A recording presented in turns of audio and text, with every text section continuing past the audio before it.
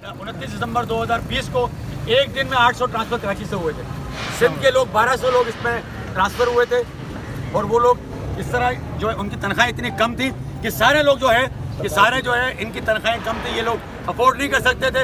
इन्होंने जबरन ये स्कीम ले ली और इन्होंने इसी आसरे पे ली थी कि जब कोई हुकूमत सही आएगी तो इनको बहाल कर देगी। Thank you. लिहाजा अब ये हुकूमत आई है, इनका फ़र्ज बनता है कि इनको बहाल करें।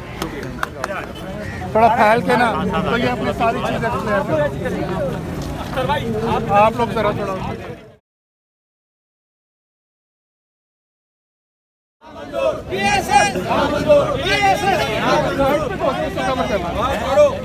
सर हमारी नौकरी, हमारी नौकरी, हमारी नौकरी, हमारी नौकरी, PSS नामंजूर, PSS नामंजूर, PSS नामंजूर, हमारी नौकरी, PSS नामंजूर, हमारी नौकरी, PSS नामंजूर, हमारी नौकरी, PSS नामंजूर, PSS नामंजूर, हमारी नौकरी, PSS नामंजूर, हमारी नौकरी, PSS नामंजूर, PSS नामंजूर।